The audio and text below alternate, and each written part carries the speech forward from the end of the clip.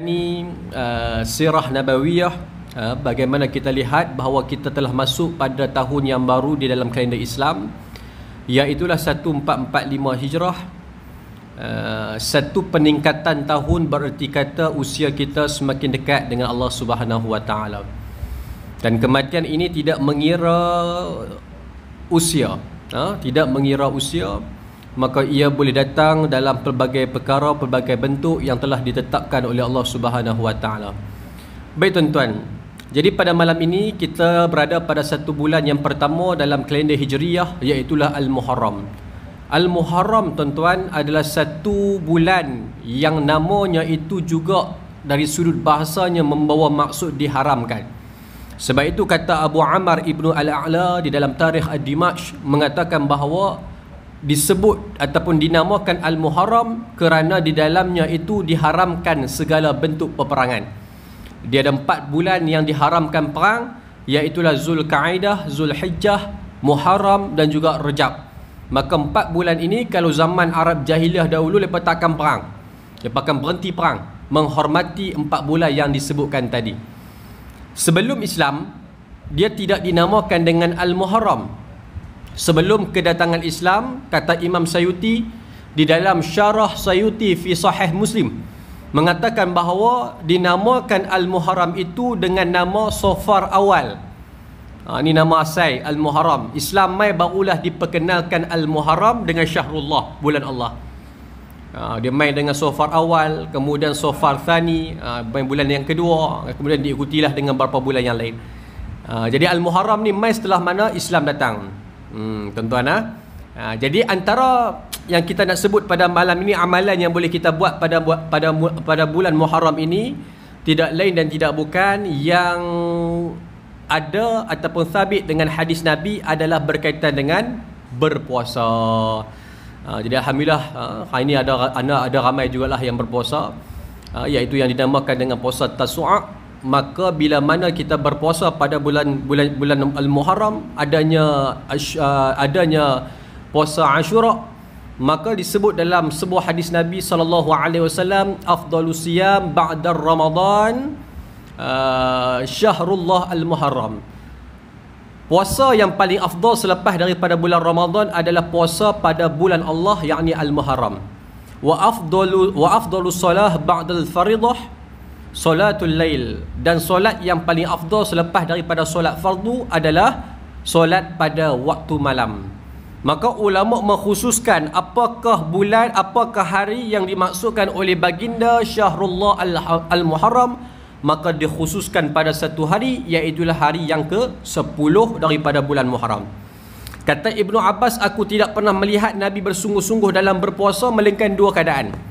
Yang pertama, Nabi puasa sungguh-sungguh time tibanya bulan Ramadan, dan yang kedua apabila tibanya Syahrullah Al-Muharram, yakni khusus pada bulan ataupun pada hari Ashura. Nabi bersungguh-sungguh dalam melaksanakan ibadah pada 2 keadaan tersebut. Jadi tuan-tuan, apa yang boleh kita buat? Puasalah besok. Tuan-tuan, puasa besok insya-Allah. Sebab tu puasa ni dia ada 4 tingkatan yang boleh kita buat bila sabit dengan Al-Muharram ni. Dia ada 4 darjat. Darjat yang pertama, siapa yang mampu dia puasalah satu hari, iaitulah esok hari Jumaat. Tuan-tuan, siapa yang mampu puasalah esok, ambillah peluang, rebutlah peluang, kerana ada fadilat yang disebut oleh baginda. Siapa yang berpuasa pada hari esok, yakni hari Ashura, diampunkan oleh Allah Subhanahu Wa Taala akan dosanya setahun yang lalu. Dalam riwayat Muslim menyatakan dosa kecil, dalam riwayat Tirmizi mengatakan dosa. Jadi yang poin pentingnya, Allah Ta'ala akan mengampunkan dosa kita setahun yang lalu. Siapa tak mau tuan-tuan untuk diampunkan dosa, kita semua nak. Tambah-tambah sekarang ni dekat pilihan raya, mulut tak boleh jaga. Hang kata kat aku takkan hang saja salah, aku saya betul. Maka kita perbanyakkan puasa supaya kita dapat mengurangkan dosa. Nak kata hilang semua dosa tu tuan-tuan dengan taubat nasuha, tetapi kita tetap ada dosa. Sebab kita manusia biasa, bukan daripada kalangan Nabi dan Rasul. Yang kedua tuan-tuan, darjat yang kedua dia naik pangkat sikit. Kira kalau kat polis ni kira 2 calik lah. Apa 2 calik apa korporal lah tuan-tuan. Tu ya, korporal kot no. Kira 2 calik lah. Yang dia beza yang pertama tadi. Iaitulah ulama suka dan ulama syar dan bahkan ulama galakkan kita berpuasa sehari sebelum daripada tibanya Ashura. Maksud kita berpuasa pada hari ke-9 Tasu'a. Hari inilah ramai. Jadi siapa tak dan puasa rugilah sikit. Jadi dia puasa pada hari yang ke-9 dan hari yang ke-10. Maksud kata dia ambil 2 hari, maka kata ulama ini bagus kerana nak membezakan kita dengan Yahudi. Nabi sampai di Madinah, Nabi tanya orang Yahudi, "Hampa buat apa?" Maka Yahudi kata, "Kami berpuasa hari ini." Pasal apa hampa puasa? Pasal hari ini adalah hari di mana Nabi Musa dan pengikutnya dibebaskan oleh Allah ataupun diselamatkan oleh Allah daripada Fir'aun laknatullah. Maka Musa AS bersyukur kepada Allah, tanda syukur dengan berpuasa pada hari ke-10, yakni hari Ashura. Maka bila mana Nabi Allah Musa berpuasa, kami pun berpuasa, orang Yahudi. Kemudian Nabi SAW bersabda, nahnu ahaqqa wa awla bi Musa minkum. Sesungguhnya kami ni lebih berhak dan kami ni lebih aula dengan Nabi Allah Musa daripada kalian. Maksudnya kalau nak ikut Nabi Musa, kami ni lebih berhak, baginda lebih berhak daripada kalian orang Yahudi. Pasal darjat Nabi dan juga Nabi Allah Musa sama-sama Rasul yang diutuskan oleh Allah Ta'ala. Maka kata baginda, tahun depan aku akan berpuasa dan kalian juga berpuasa. Yang ini merujuk kepada para sahabat. Nabi menganjurkan, mensyorkan supaya semua umat Islam berpuasa pada hari yang ke-10 Ashura. Dan ketika itu belum lagi difardukan kewajiban berpuasa pada bulan Ramadan. Baik. Jadi puasa sehari sebelum tibanya hari yang ke-10 adalah puasa yang digalakkan oleh alim ulama. Bahkan pula besok Jumaat kan, jatuh hari Jumaat, maka kebiasaannya bila puasa hari Jumaat dia akan selit 2 hari, sama ada sebelum ataupun selepas. Baik, itu yang kedua, corporal. Yang ketiga dia naik sajen. Tuan-tuan, jadi kalau kita rasa kederat kita kuat dan mampu untuk melaksanakan ibadah dan kita nakkan ibadah banyak di dunia Allah Ta'ala, buatlah 3 hari, iaitulah hari yang ke-9, hari yang ke-10 dan juga hari yang ke-11, yakni hari Sabtu. Dia buat 3 hari straight, maka yang ni lebih baik daripada yang kedua. Boleh tuan-tuan, nampak gaya sajen ramai malam ni, insya-Allah. Baik, yang keempat pada yang keempat haram tak puasa. Tuan-tuan, tak puasa langsung. Tak apa pun tak ada masalah. Darjat yang keempat pun tak ada masalah. Pasal apa? Pasal dia hanya melibatkan puasa sunat. Tapi rugilah, rugi. Peluang di hadapan mata Allah Ta'ala sajikan, maka rebutlah, kalau paling minimum pun ambillah besok hari. InsyaAllah sama-samalah kita beramal. Mudah-mudahan Allah Ta'ala kurniakan kepada kita darjat yang tinggi dan juga Allah Ta'ala berikan kepada kita kurniaan syurganya insyaAllah. Baik tuan-tuan muslimin yang dirahmati oleh Allah Ta'ala sekalian, pada malam ni saya nak buat apa? Malam ni tuan-tuan kita nak kupas sedikit beberapa perkara berkaitan dengan bila sebut di Malaysia kita ini masuknya awal Muharram, dia mai package dengan Ma'al Hijrah. Betul tak tuan-tuan? Bila sebut kata awal Muharram, dia mai Ma'al Hijrah. Lah ni persoalan dia, Nabi berhijrah 1 Muharram ataupun tidak? Adakah tanggal pertama Muharram itu tarikh Nabi keluar daripada rumah yang kita boleh sebut bahawa Ma'al Hijrah? Maka jawapannya tidak sama sekali. Nabi tidak berhijrah pada tanggal 1 Muharram. Nabi tidak keluar pada tarikh tersebut tuan-tuan. Cuma kat Malaysia kita ini dah sinonim. Bila awal Muharram, maka dia main dengan Ma'al Hijrah. Bahkan masuk ya awal Muharram, kita sambut apa? Sambut awal Muharram kan sambut Ma'al Hijrah? Kita sambut Ma'al Hijrah. Kita sambut awal Muharram Ma'al Hijrah, tapi anugerah semua Ma'al Hijrah. Jadi nak cerita apa kat sini tuan-tuan? Bila diperkenalkan di Malaysia, Malaysia diperkenalkan sejak tahun 1987. Sebelum 1987 dia tak mai sekali Ma'al Hijrah, dia awal Muharram saja. Selepas daripada 1987 dia mai package awal Muharram dan Ma'al Hijrah. Diasaskan oleh satu orang namanya Tan Sri Datuk Yusof bin Muhammad Noor, yang ketika itu beliau menjawat jawatan menteri di Jabatan Perdana Menteri. Maka sejak itulah diperkenalkan Ma'al Hijrah. Salah tak salah? Tidak salah sama sekali tuan-tuan. Bagus kita memperingati pengorbanan baginda Rasulullah sallallahu alaihi wasallam. Jadi malam ni kita nak kupas tajuk tu sikit. Yang kita belajar dulu pada tuan-tuan, basic. Siapa yang tak mengaji sirah nabawiyah, siapa yang tak talaki kitab, dia hanya akan tahu berkaitan dengan sejarah Nabi berhijrah Nabi keluar daripada rumah, naik ke Bukit Thur ataupun Gua Thur, Nabi turun pi ke Quba buat masjid, kemudian Nabi berhijrah ke Madinah, sampailah Nabi di kota Madinah Al-Munawwarah. Betul tak tuan-tuan? Yang tu basic berkaitan dengan penghijrahan Nabi daripada kota Mekah ke kota Madinah Al-Munawwarah. Cuma malam ni tuan-tuan, kita nak detailkan lagi apakah rentetan daripada peristiwa Nabi itu dan apakah ujian yang Allah Ta'ala campakkan kepada Rasulullah. Tak semudah yang kita sangka tuan-tuan. Nabi hadapi pelbagai roadblock, Nabi menghadapi pelbagai cabaran dan ujian sebelum nak sampai ke Madinah Al-Munawwarah. Tak mudah seperti mana yang kita sangka. Tuan-tuan, inilah yang kita nak kupas dan mudah-mudahan menjadi titik penambahan ilmu kepada kita semua. Tuan-tuan yang dirahmati oleh Allah Ta'ala sekalian, saya menggunakan kitab Rahiqul Maktum, Cahaya Abadi, yang dikarang oleh Syekh Sofiur Rahman Al-Mubarakpuri. Dan kitab ini adalah kitab yang terbaik, dipertandingkan 70 buah kitab, dan dia adalah kitab yang pertama. Kerana dapatan beliau ataupun karangan beliau, beliau mengumpulkan hadis-hadis yang sahih. Ada juga beberapa hadis yang dhaif, tetapi banyak hadis-hadis yang sahih dikumpulkan dan dirakamkan di dalam kitab ini. Jadi kalau tuan-tuan tanya nak mengaji kitab sirah, nak ambil kitab apa, nak beli kitab apa, tuan-tuan beli kitab ni tuan-tuan. InsyaAllah tuan-tuan bacalah daripada kulit sampai kulit, memberi manfaat yang cukup besar dalam kehidupan kita. Baik, kita masuk malam ni tuan-tuan. 8.30, mungkin malam ni habis lewat sikit. Boleh? Saya tak boleh ya ni tuan-tuan. Boleh tak boleh? Saya nak habis lewat sikit pasal nak bagi makanan turun. Pasal keluar tadi, mereka kata mereka masak nasi sempoi punya. Jadi saya kata, saya dah pernah nasi genak lepas ni dah tadi tuan-tuan. Saya pergi ke cabai kering ni, cabai kering, cili kering. Cili, cabai. Salah satu lah tuan-tuan, PPP dia ingat ke makanan macam dulu ada pelbagai. Bihun suka nasi ayam, tak ada apa dah tuan-tuan, tengok steamboat je. Jadi patah mai sini tengok nasi kandak ni yang buka sebelum jam 8. Buh nasi kandak, buh nasi banyak pula. Tu mamai kata nasi perut kenyang ni tuan-tuan. Jadi nak menghilangkan kenyang, kita buat lewat sikit. Bukan tuan-tuan lepak dengan tuan-tuan pun puasa. Jadi tuan-tuan puasa ni tuan-tuan tahan sikit lah. Biar perut betul-betul lapang baru tuan-tuan makan, baru seronok, baru sedap insya-Allah. Baik, malam ni tuan-tuan kita lihat bagaimana tarikh Nabi keluar daripada rumah. Nabi keluar bila? Nabi SAW keluar meninggalkan rumahnya pada tanggal 27 Safar tahun ke-14 kerasulan bersamaan 12 ataupun 13 September 622 Masihi. Ni tarikh dia tuan-tuan. Nabi keluar daripada rumah pada tanggal 27 Rejab, maksud kata bulan yang kedua daripada tahun pertama hijrah ataupun tahun ke-14 kerasulan Nabi, bersamaan dengan 12 ataupun 13 September 622 Masihi.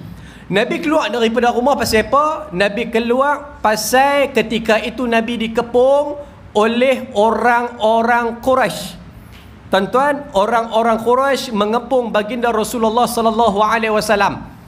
Sebelum itu mereka dah mengambil satu keputusan yang besar, keputusan yang apa kita sebut sebagai keputusan yang paling diancam terhadap baginda Rasulullah, iaitulah mereka membuat satu titik notah, malam ni kita pasti akan bunuh baginda Rasulullah sallallahu alaihi wasallam. Macam mana cara sekalipun kita akan bunuh.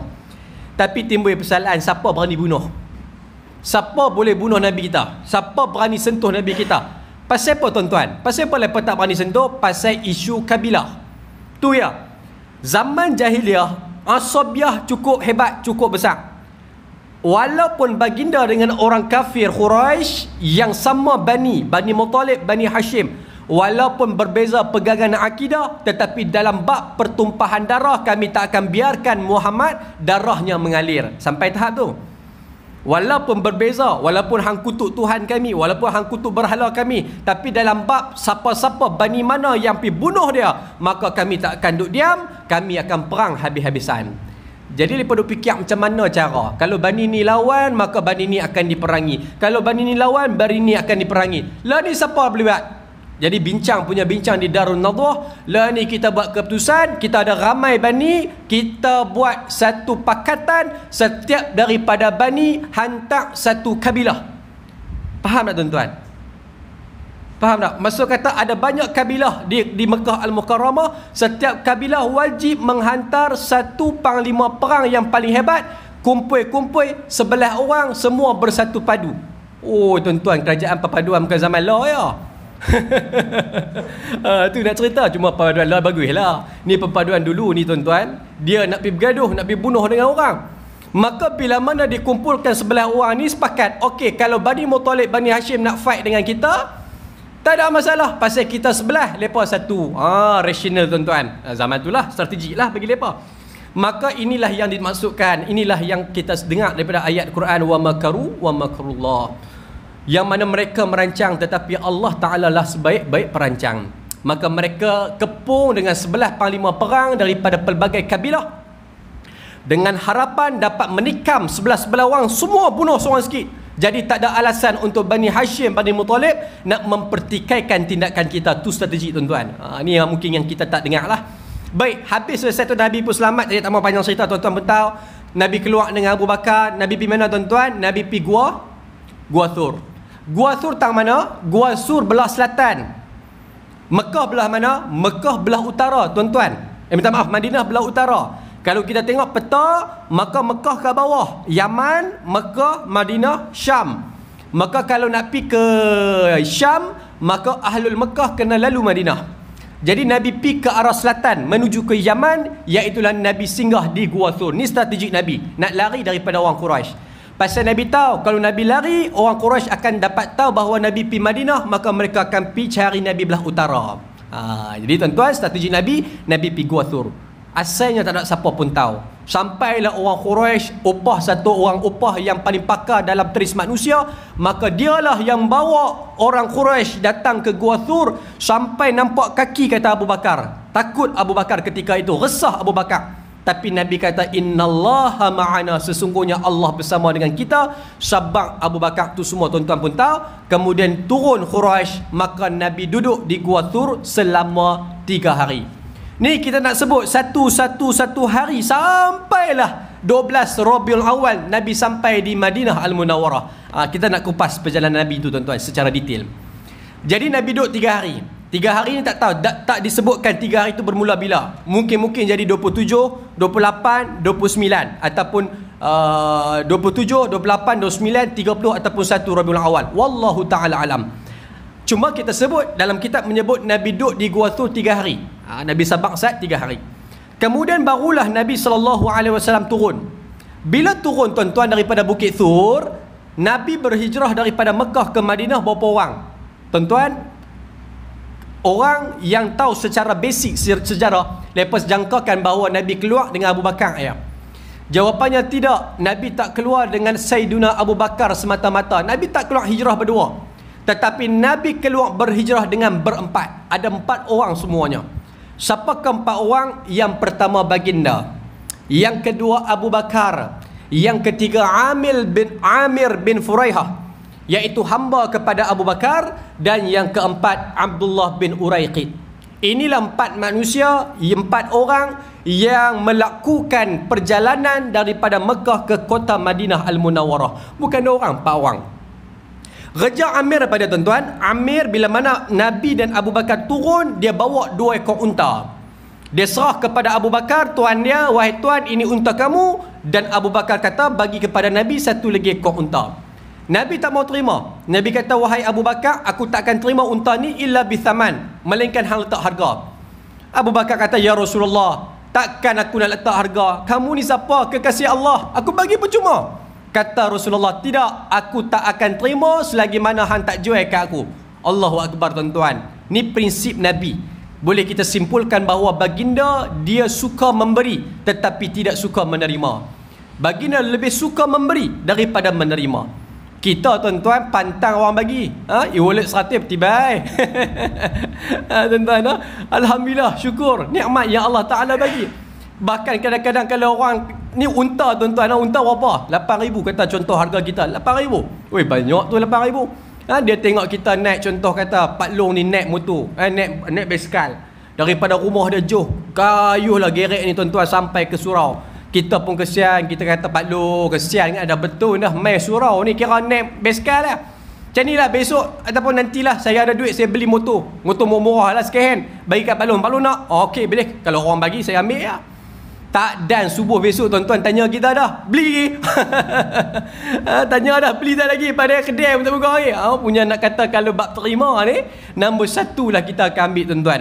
Jadi Nabi tidak, Nabi tuan-tuan dia kata aku boleh terima dengan harga. Lah kali Abu Bakar kata apa, tak apalah, kalau itu pendirian kamu maka aku jual, ikut letaklah harga yang kamu nak beli. Tuan-tuan yang dirahmati oleh Allah Ta'ala, barulah Nabi dapat. Baik, kemudian tuan-tuan, Abu Bakar telah mengubah Abdullah bin Uraiqid yang belum memeluk Islam sebagai pemandu mereka. Ini cerita dia.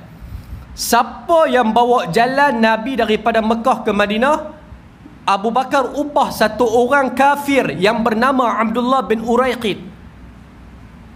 Abdullah ubah satu orang kafir namanya Abdullah bin Uraiqid yang ketika ini belum memeluk Islam. Pasal apa ubah Abdullah bin Uraiqid? Kerana dia pakar dalam selok belok jalan. Jalan yang dia nak bawa ini bukan jalan biasa, tapi jalan luar biasa. Abu Bakar dan Nabi letakkan syarat, hang tolong bawa jalan yang orang tak pernah lalu. Pasal Nabi sedang ditarget ataupun Nabi sedang dicari oleh orang-orang Quraisy. Maka kata Abu Bakar dan Rasulullah, bagi kami jalan yang orang tak pernah lalu. Abdullah kata, aku pakar dalam bab tu. Tuan-tuan, padang pasir ni dia bukan macam jalan kita pi hutan dan sebagainya. Kalau pi hutan, kita boleh tahu lagi tang mana arah nak naik, tang mana arah turun. Kita boleh tengok lagi tuan-tuan, kita boleh cam lagi tempat ni kita jalan ataupun tak. Kita boleh tanda lagi kawasan yang mana kita pernah lalu tuan-tuan. Boleh letak apa-apa saja tanda, kita tahu kawasan ni aku pernah lalu. Tu kalau hutan. Tapi mai padang pasir ni tuan-tuan, saya pernah pi padang pasir. Di Morocco pun ada padang pasir Sohra. Tuan-tuan, Sohra daripada Mesir sampai ke Morocco, iaitu sepanjang benua Afrika. Maka kita pi padang pasir, tengok padang pasir ni tuan-tuan, depan belakang kiri kanan lebih kurang sama. Kata dalam hati, kalau aku sesat ni, ikut logik kira meninggal lah tuan-tuan. Ikut logik lah, akal dia. Pasal tak tahu nak pergi mana. Tak tanda, sat yang hilang. Angin mai habis hilang. Punya nak cerita kata, padang pasir ni bukan calang-calang orang yang boleh menguasai jalan padang pasir. Tapi Abdullah bin Uraiqid ni pakar dalam bab tersebut. Maka daripada sirah ini tuan-tuan, apa kita boleh simpulkan? Bahawa Islam tidak pernah melarang kita untuk bekerjasama dengan orang kafir. Tuan-tuan, Islam tidak pernah melarang kita untuk berkompromi ataupun bekerjasama ataupun bermuamalah dengan orang kafir. Cuma Islam meletakkan red line dia. Islam meletakkan garis panduan dia, iaitulah tidak boleh sama sekali melangkah walaupun sekaki dalam bab menentang Allah dan juga menentang Rasulnya. Itu ya. Selagi mana hang tak tentang Allah, selagi mana hang tak tentang Rasul, maka tidak menjadi kesilapan dan kesalahan untuk kita bekerjasama dengan orang kafir ataupun bermuamalah dengan orang kafir. Tapi bila mana start hang lawan Allah, hang tentang Allah, hang tentang Rasul, lakum dinukum waliyadin. Itu tak ada kompromi. Orang yang berkompromi dalam hal yang tersebut memperjualkan agama Allah. Jelas tuan-tuan, dalam bab tu dia ada red line dia. Kerana Islam adalah agama yang paling tertinggi, tidak boleh kita rendah-rendahkan. Maka daripada sirah ini kita lihat bagaimana Nabi menjalankan transaksi dengan orang kafir yang bernama Abdullah bin Uraiqid. Maka dia pembawa lah tuan-tuan, dia pembawa sampailah perjalanan mereka itu tiba di satu kawasan yang Nabi ketika itu lapar dan dahaga. Ini peristiwa yang pertama yang direkodkan dalam kitab. Baik, perjalanan, kita dah jalan dah. Ni saya nak bawa tuan-tuan, tuan-tuan bayang ya. Saya cerita, tuan-tuan bayanglah bagaimana jalan cerita dia ni. Maka Nabi tuan-tuan singgah di satu kawasan. Dalam kitab ni menyebut bahawa Nabi jumpa satu budak lelaki Badui yang sedang mengembala kambing. Cerita ni tuan-tuan tak disebutkan siapa lelaki tersebut. Tetapi jalan cerita ni hampir sama dengan peristiwa Nabi dan Abu Bakar berjumpa dengan Abdullah bin Abbas radhiyallahu anhu. Hampir sama. Tetapi adakah cerita ni termasuk dalam cerita Abdullah bin Abbas? Wallahu ta'ala alam. Saya berlepas diri daripada hal yang demikian. Cuma jalan cerita hampir sama seperti mana cerita Nabi berjumpa dengan Abdullah bin Abbas. Dalam kitab yang saya bawa tak disebutkan nama lelaki tadi. Baik, saya lebih suka bawa cerita Abdullah bin Abbas pasal Abdullah bin Abbas juga sahabat Nabi yang terkenal. Nabi bila jumpa Abdullah bin Abbas, tuan-tuan, ketika mana awal-awal perjumpaan, maka Nabi dan Abu Bakar tengok dia mengembala kambing. Abu Bakar pergi jumpa Abdullah bin Abbas. Abu Bakar kata, wahai lelaki, boleh tak kami nak minum susu sikit daripada kambing yang engkau mengembala? Kemudian Abdullah kata, tak boleh, pasal aku adalah bukan tuan, aku hanyalah orang yang mengembala, aku bukan tuan empunya kambing. Oi, hebat. Walaupun Islam tidak disebarkan secara meluas, yang mana kita kata cerita konteks dalam perjalanan Nabi keluar daripada Mekah, tetapi masih lagi ada budak ghulam yang masih lagi ada sifat amanah yang tinggi dalam hidup dia. Tuan-tuan, bila mana Nabi dan Abu Bakar dengar, maka Nabi kata kepada budak tadi, boleh tak kalau hang tak bagi susu, hang bagi aku pinjam, dan aku nak satu ekor kambing yang masih lagi darah kot, tuan-tuan lah. Mana-mandai darah kot. Maksud kata kambing yang tak pernah bersama, kambing yang tak pernah ada susu, kambing yang tak pernah bergaul dengan kambing yang lain, tapi betina. Tuan-tuan, maka kata Abdullah, tak apalah kalau hang nak kambing yang masih darah dan juga nak pinjam, aku bagi. Maka dia bagilah pinjam satu ekor kambing. Nabi pi kat kambing tadi, tuan-tuan, Nabi baca bismillah, kemudian Nabi tepuk, maka kantung susu tadi menjadi kembung.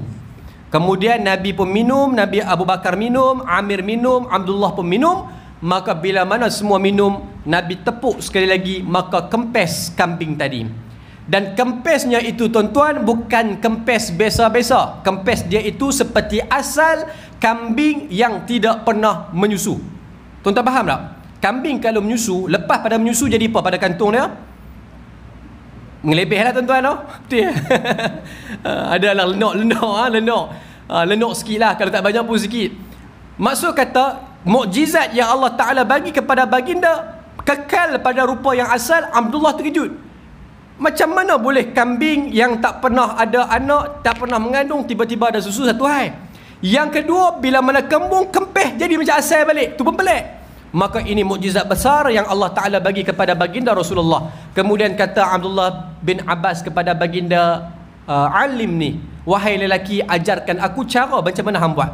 Kata Nabi, fa innaka ghulamun muallam, sesungguhnya kamu adalah lelaki yang telah terpelajar, ataupun kamu adalah budak yang telah terpelajar. Kata ulama, ini juga doa Nabi kepada Abdullah bin Abbas sehingga dia jadi orang yang terpelajar sungguh. Kemudian lepas itu panjang ceritalah berkenaan dengan pengislaman Abdullah bin Abbas radhiyallahu anhu. Baik, selesai. Itu yang pertama, Nabi kenyang, Nabi teruskan perjalanan. Perjalanan yang kedua, tuan-tuan, sesiapa yang bertanya Abu Bakar tentang temannya itu, jawapannya bahawa dia adalah pemandu perjalanannya. Baik, dalam perjalanan Nabi, selepas daripada peristiwa yang pertama tadi, Nabi teruskan perjalanan. Yang Abdullah ni dia bawa perjalanan tu, tuan-tuan, kebetulan jalan tu memang tak ada jalan lain, kena bertembung juga pada beberapa persimpangan. Biasalah, tuan-tuan, secara normal akal kita fikir jalan tak ada orang, tiba-tiba dia akan bertembung juga. Jalan buah habuan melangkah. Boleh faham tak? Jalan buah habuan melangkah. Maka Abdullah dan juga Nabi SAW, 4 orang, maka mereka melangkah di satu kawasan, bertembung dengan satu manusia, dan manusia ni memang sedang cari Muhammad dan juga orang Quraisy. Pasal dekat Mekah tersebar dah berita tentang Muhammad Quraisy, kami nak cari ni, siapa dapat bagi ganjaran dan sebagainya. Maka ada lelaki tu dengar ujung-ujung, Muhammad Quraisy, Muhammad Quraisy. Cuma dia tak pernah tengok Nabi kita macam mana, rupa parah macam mana, dia tak tahu. Jadi bila bertembung, tahan, ni roblok pertama, tahan Abu Bakar. Dia tengok Abu Bakar, dia tengok 3 orang lagi, dia tanya Abu Bakar, siapa belakang? Maka jawab Abu Bakar pada dia, kata Abu Bakar, dia adalah mursyidut tariq. Abu Bakar menyebut bahawa belakang aku ini adalah pemandu jalan. Tuan-tuan, adakah Rasulullah yang memandu jalan mereka? Itu persoalan dia. Adakah Nabi yang bawa mereka pergi jalan menuju ke Madinah? Tidak. Siapa yang bawa? Abdullah bin Urakhid.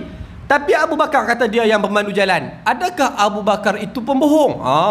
Ini persoalan pula, tuan-tuan. Daripada sirah ini, maka dia jadi juga hukum hakam dalam perbahasan fiqh. Dalam ilmu balaghah disebut sebagai tauriyah, iaitulah sebahagian cabang yang kita sebut bahawa dari sudut lafaz nampak macam bohong, tetapi maknanya adalah menjauhi daripada kedudukan yang asal. Itu tauriyah. Orang Melayu kita kata apa? Bohong sunat. Tak ada bohong sunat, tuan-tuan. Tak apa bohong sunat. Bohong sunat tak ada. Yang ada tauriah. Tauriah ni apa dia? Iaitulah perbahasan tentang lafaz nampak bohong tetapi makna tidak bohong. Maka hukumnya adalah harus. Yang ni dibenarkan, tuan-tuan. Maka Abu Bakar tidak bohong. Yang orang tahan tadi, dia faham apa? Bila Abu Bakar kata dia ni pemandu jalan, erti kata apa? Erti kata dia ni yang bawa jalan pergi ke berdagang dan sebagainya. Oh, berdagang. Pasal dia pun dapat tahu kata Muhammad bukan orang yang bawa jalan. Okey, tak apa. Tapi makna Abu Bakar adalah Nabi Mursyidut Tariq dengan makna apa? Baginda Rasulullah bukan takat bawa jalan biasa. Bahkan baginda ini yang dimaksudkan oleh Abu Bakar adalah membawa jalan kita semua menuju Allah Subhanahu wa taala. Rasulullah bawa kita ke jalan yang benar, siratal mustaqim. Maka itulah tugas Nabi. Betul tak betul? Betul. Maka Abu Bakar tidak berbohong. Kemudian dia pikat Rasulullah pula. Dia tanya, kamu daripada kabilah mana? Tanya pula kabilah mana? Maka Nabi pula jawab, nahnu minal ma', kami daripada ayak. Yang kawan tu faham, tak apa, kabilah ayak. Okey, jalan. Padahal Nabi bukan daripada kabilah Arab, kabilah ayak. Nabi daripada Quraisy, daripada Bani Hashim, Bani Muttalib. Maka apa yang nak disampaikan oleh Nabi, makna Nabi di situ adalah kita semua mai daripada air mani. Maka Nabi juga tidak berbohong dan Nabi tidak akan sama sekali ada sifat yang sedemikian rupa. Maka tuan-tuan yang dirahmati oleh Allah Ta'ala, roblok pertama lepas habis selesai. Kemudian masuk peristiwa yang ketiga. Apa berlaku kat Mekah? Mekah kecoh, Muhammad hilang. Maka bersidanglah sidang parlimen mengejut. Panggil semua pembesar-pembesar di Darun Nadwah. Kumpul tuan-tuan, bincang. Turun satu peruntukan, iaitulah 100 ekor unta. Siapa berjaya dapat Muhammad, sama ada hidup ataupun mati, bawa balik mai Mekah, dapat 100 ekor unta. Dia 100 ekor unta, tuan-tuan.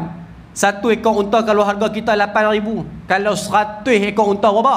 800,000. Mau tak terkebir-kebir mata, tuan-tuan? Dengar kata 800,000, tuan-tuan. Yang kafir ni pakat balik rumah pergi ambil perisai. Ada yang keluar seorang, ada yang keluar 5 orang, ada yang keluar 10 orang, bahkan paling maksimum ada yang keluar sampai 70 orang, semata-mata nak dapat ganjaran yang diberikan oleh orang Quraisy tadi. Pakat pulun keluar Mekah pergi cari Nabi kita, Nabi Muhammad, nak tangkap, bunuh, buat balik mai ke Mekah dan dapat habuan. Tuan-tuan, most wanted ketika itu adalah Rasulullah sallallahu alaihi wasallam. Baik, Nabi teruskan perjalanan sampai satu tahap, tuan-tuan, Nabi bertembung dengan satu orang. Ini roblok kedua. Ujian yang Allah Ta'ala campakkan kepada baginda Rasulullah namanya Suraqah bin Malik. Dalam ramai-ramai orang Quraisy yang keluar daripada Mekah, dialah orang pertama yang jumpa Nabi. Dia naik kuda. Suraqah siapa? Dia panglima perang. Tuan-tuan, Suraqah ni dia hebat, kepakaran dia satu, iaitulah dia pakar dalam menaiki kuda. Dia cukup hebat menaiki kuda, tunggang kuda, tuan-tuan. Allahu Akbar. Dan bila dia tunggang kuda, nak panah pun boleh, nak tombak pun boleh. Maksud kata pakar lah. Orang setengah orang dia boleh naik kuda ya, tapi dia boleh naik kuda sambil menombak ataupun sambil memanah. Maksud kata kepakaran yang Allah Ta'ala bagi kepada dia. Boleh kita kata apa, rekod dia tak pernah jatuh kuda lah. Boleh kita sebut macam tu lah. Nak kata pakar hebat tak hebat sampai tahap tu. Jadi dia ni, tuan-tuan, bukan takat pakar, dia juga Allah Ta'ala izinkan bertemu dengan Nabi. Daripada jauh dia nampak baginda Rasulullah dan Abu Bakar. Daripada jauh, tuan-tuan, dia punya kejap, dia naik kuda, Nabi naik unta. Maka kejap punya kejap, dia kata dua orang ni macam aku kenal. Maka dia kejap pasal dia pernah jumpa Nabi. Maka kejap punya kejap lah kali dia ligan. Mula Abu Bakar pasal. Dia kata, wahai Rasulullah, peridah kita. Pasal kat belakang ni aku duk nampak asap, nampak debu ni. Ni tanda ada orang yang duk kejar kita. Parti tengok macam tak ramai, seorang. Maka ya Rasulullah, betul dah. Pasal Abu Bakar melihat bahawa dia memakai perisai dan juga tombak yang ada di tangan dia. Subhanallah. Tuan-tuan, dia memang mai nak bunuh Nabi. Maka kata Abu Bakar, ya Rasulullah, apa kita nak buat? Risau Abu Bakar ketika itu. Kata Nabi, sabar. Han tak sedangkan dulu pun kita duduk kat Gua Thur, Allah Ta'ala selamatkan kita. Sama juga pada hari ini pun Allah Ta'ala pasti bersama dengan kita. ditenteramkan oleh Rasulullah sallallahu alaihi wasallam. Kemudian tuan-tuan, bila mana Suraqah semakin tiba, sehingga akan dikata oleh pengarang ataupun ulama, iaitulah bila mana kudanya hampir tiba, hampir-hampir dekatnya dengan satu tombak untuk dibaling, maka sampai kepada jasad baginda Rasulullah sallallahu alaihi wasallam. Maksud kata hampir-hampir tiba itu boleh kita katakan 100 meter. Satu jarak bila mana tombak baling akan kena pada sasaran dan boleh mati. Boleh kita kata 1 meter lah, lebih kurang 1 meter, ataupun kurang ataupun lebih sikit. Maka tuan-tuan, bila mana Suraqah dia yakin bahawa jarak ni mampu membaling, maka dia mula untuk membaling tombak kerana dia sasarkan baginda Rasulullah sallallahu alaihi wasallam. Tuan-tuan, bayangkan tuan-tuan, ujian Allah. Nampak? Ujian Allah bagi kepada nabinya, bukan Allah Taala halang daripada awal. Tuan-tuan cuba perhati sirah. Bagaimana Allah Taala hantar bantuan kepada nabi? Nabi siapa? Nabi kekasih Allah, manusia yang paling indah, manusia yang paling terbaik ciptaan Allah. Maka itu pun Allah Ta'ala uji keimanan para nabi dan para rasulnya dengan ujian yang berat. Bantuan sampai betul-betul hujung baru Allah Ta'ala hantar ke bantuan. Sama macam mana yang nabi daripada keluar dari rumah, dah betul-betul orang kebung, baru Allah Ta'ala hantar bantuan.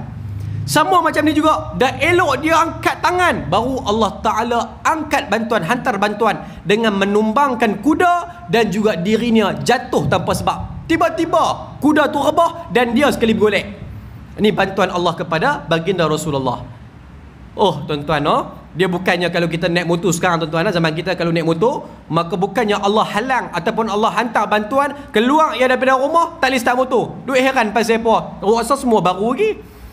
Minyak hitam baru tukar air, tiba-tiba tak boleh start. Pasal apa? Bantuan Allah.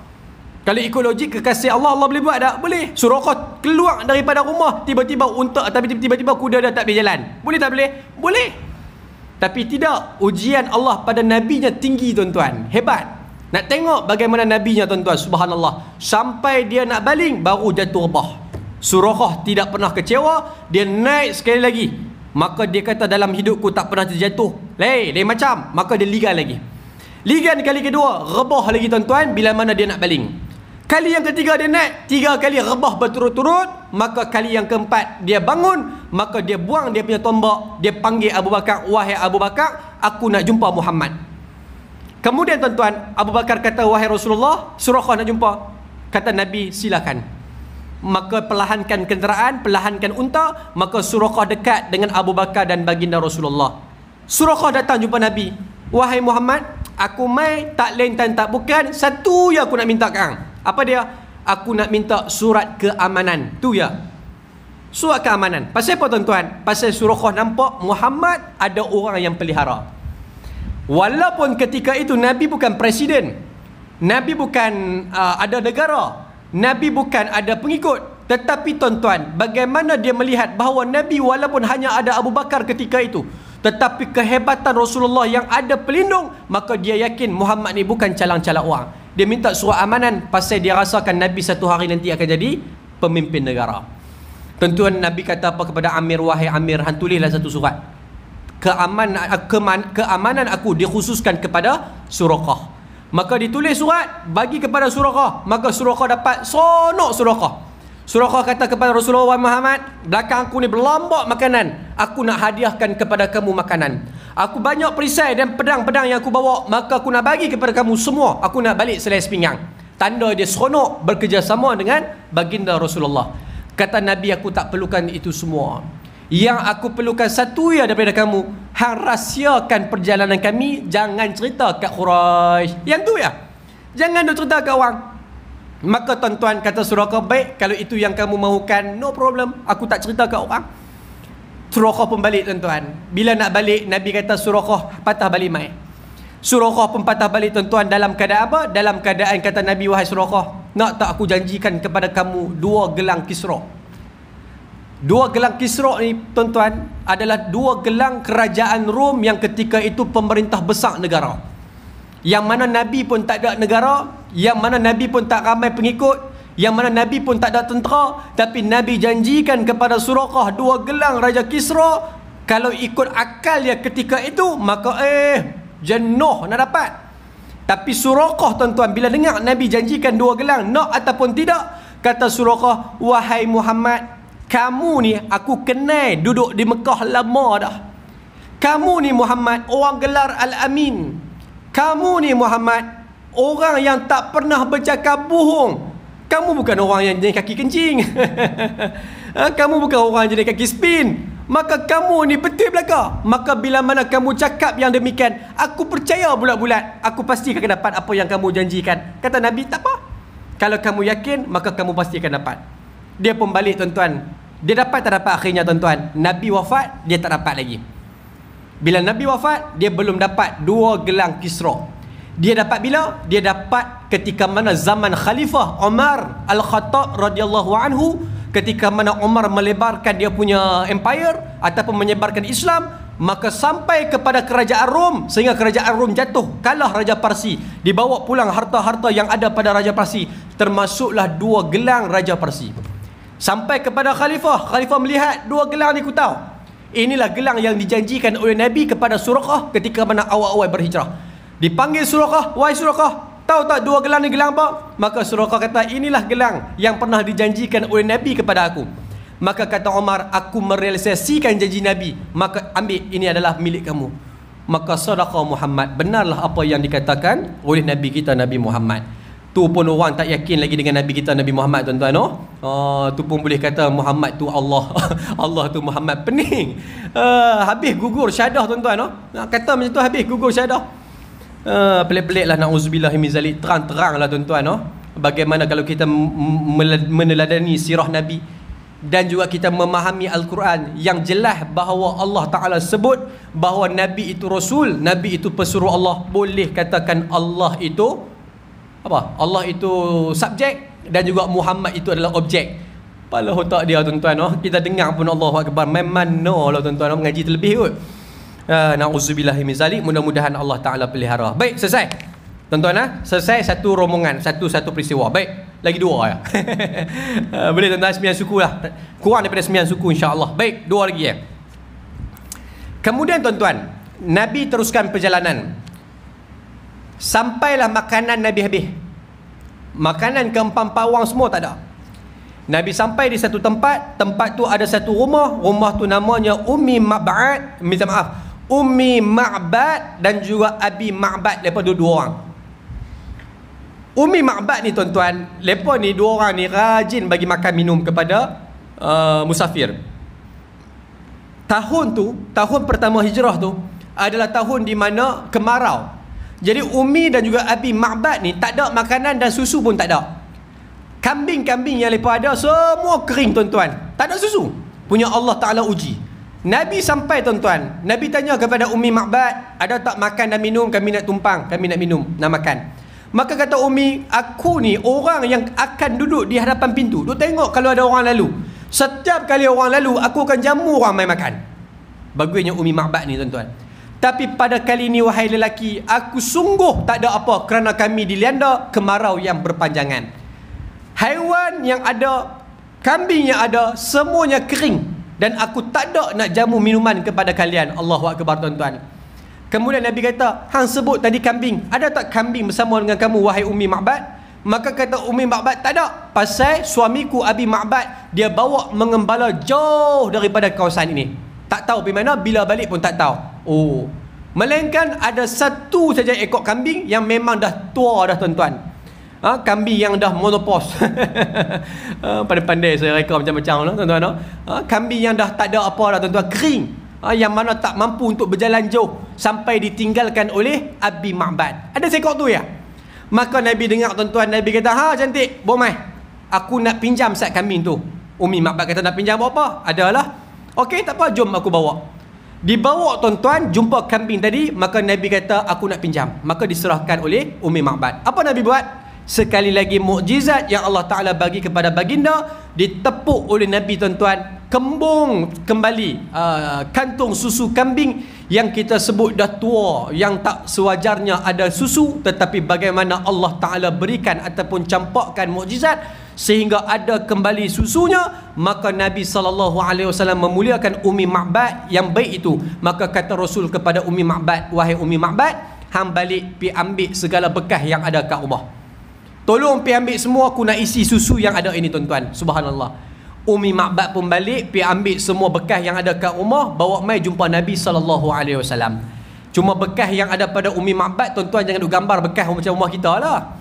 Kalau rumah kita ni tuan-tuan, buka almari penuh Tupperware. Tu tak kira lagi beli sabun dapat free satu Tupperware. Macam-macam bekas ada. Zaman tu kira buah habuan diri dia dengan suami dia lah. Tak banyak lah tuan-tuan. Bawa mai. Dan juga buah habuan, kalau ada musafir yang datang, kamu boleh sajikan susu tersebut. Maka diperah oleh Nabi penuh. Kemudian tengok penuh bekas yang diserahkan oleh Umi Ma'bad. Kemudian barulah Nabi panggil Abu Bakar, panggil Amir, panggil Abdullah. Kemudian lah kali baru Nabi minum. Nabi tepuk sekali lagi. Maka kembali kepada asal. Umi Ma'bad terkejut melihat peristiwa tersebut. Kemudian Nabi teruskan perjalanan. Balik Abi Ma'bad terkejut tengok main mana susu banyak ni. Kata Umi Ma'bad, telah datang kepada kita satu lelaki yang barakah, iaitulah dia memenuhi segala susu kita dengan cara yang dia buat.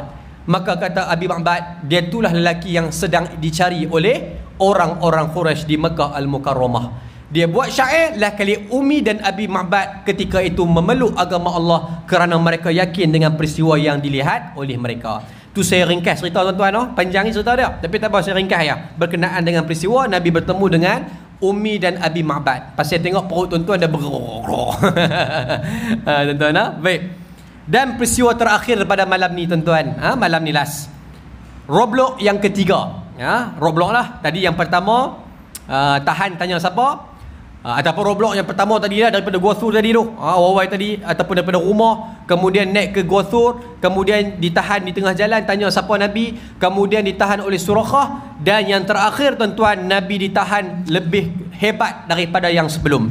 Iaitulah Nabi bertembung pula dengan Abu Buraidah, salah seorang yang tertarik dengan tawaran hadiah Quraisy. Tidak lama selepas bersemuka dan bercakap dengan Nabi, dia bersama dengan 70 orang pengikutnya memeluk agama Allah, yakni agama Islam. Tuan-tuan, kali ini lagi hebat. Pasal apa? Abu Buraidah dia keluar dengan 70 batalion, 70 orang tentera yang lengkap senjata. Dia ajak semua 70 orang, kita cari Muhammad. Sampailah takdir Allah, mereka jumpa Nabi Muhammad. Bila jumpa Nabi Muhammad dengan 3 orang lagi, mereka kepung Nabi 70 orang. 70 lawan 4 tuan-tuan. Boleh bayang lah nak lari terang mana kan. Maka dikepung 70 orang ini tuan-tuan. Maka turun Abu Buraidah jumpa Nabi. Abu Buraidah kata kepada Rasulullah, wahai Muhammad, sebelum kami nak bunuh hang, sebelum kami nak tangkap hang, aku nak tanya satu soalan. Pasal apa Quraisy tawar dengan tawaran yang begitu hebat, semata-mata nak dapatkan jasad hang seorang ya? Apa sebab yang mereka benci sangat dekat kamu? Maka ceritakan aku sikit sebelum aku nak tikam. Lebih kurang macam tu tuan-tuan. Maka kata Rasulullah, Nabi gunakan uslub dakwah ketika ini. Nabi kata kepada Abu Buraidah, salahkah aku mengajakkan manusia supaya meninggalkan berhala yang tidak mendatangkan manfaat dan juga mudarat? Salahkah aku? Salahkah aku mengajak manusia supaya jangan membunuh anak perempuan? Salahkah aku? Salahkah aku mengajak manusia supaya jangan menindas orang yang lemah? Salahkah aku? Salahkah aku mengajak manusia supaya jangan zalim? Salahkah aku? Maka Nabi cerita satu-satu kebaikan yang Allah Ta'ala suruh Nabi sampaikan. Maka Nabi cerita A sampai Z. Salahkah aku buat macam tu?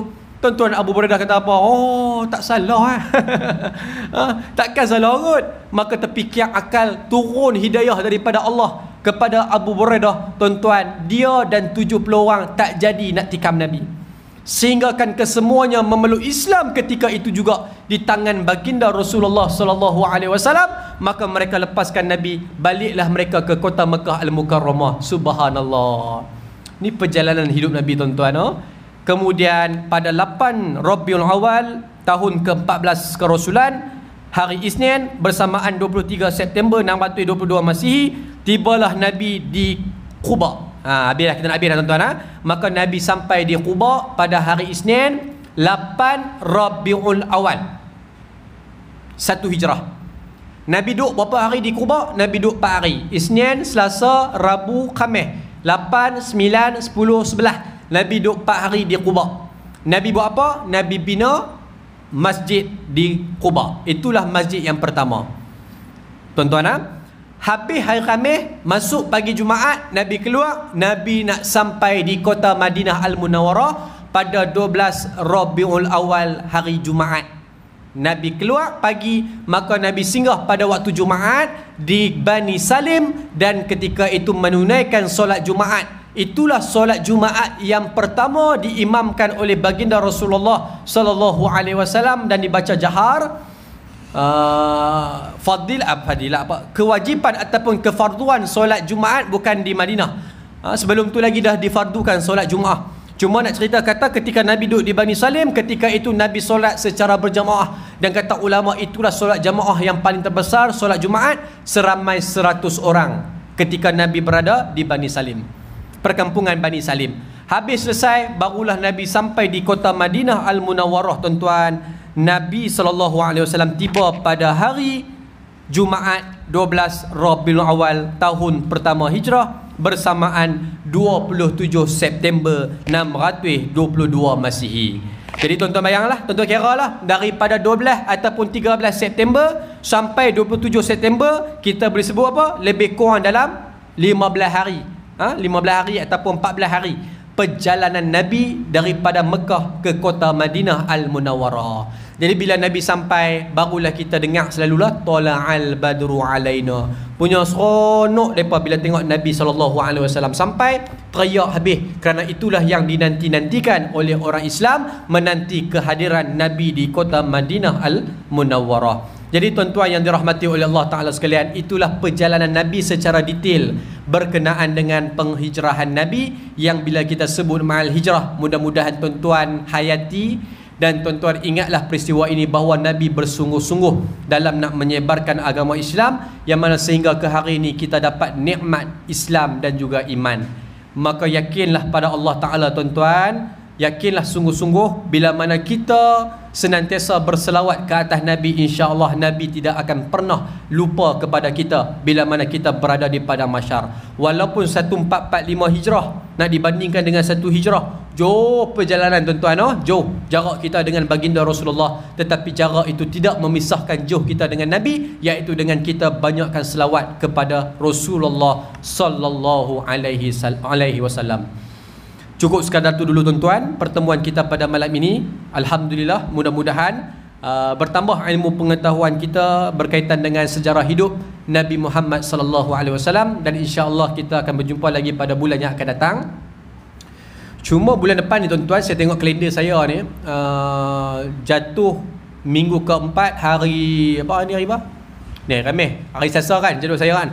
Selasa minggu keempat, saya minta maaf saya tak ada di Pulau Pinang, pasal saya terlibat dengan mesyuarat jawatan kuasa fatwa khas berkaitan dengan hukum hakam zakat yang terkini. Saya salah seorang pembentang, paper yang saya bawa berkaitan dengan forex lah, hukum zakat ke atas pelaburan forex. Jadi saya nak kena bentang pada tarikh tersebut. Saya pergi sampai hari Sabtu, daripada Selasa sampai ke hari Sabtu. Jadi mungkin kita tangguh.